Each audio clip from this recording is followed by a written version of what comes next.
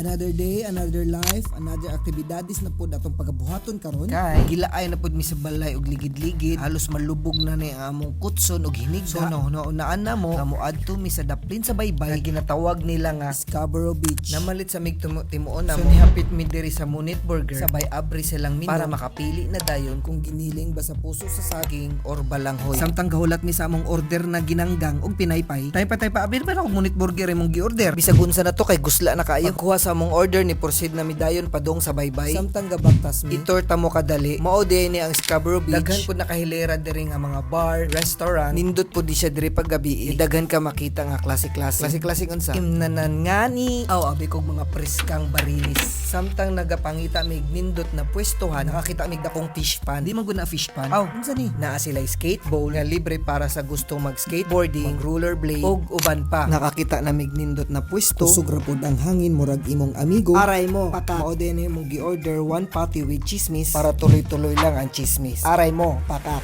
medyo kusog ang hangin kaning panahon na eksena pod ang maya-maya. Naglisod taon siya balance. Taon nagpatunga pod. Sik!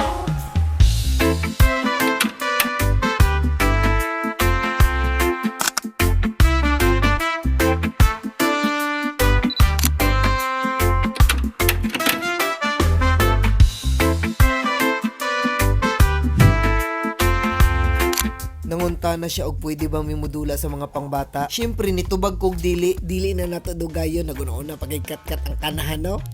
Huy, murag damang oh. Apoy guys. Kapoy mandayon. Di ara mong tigbadlong.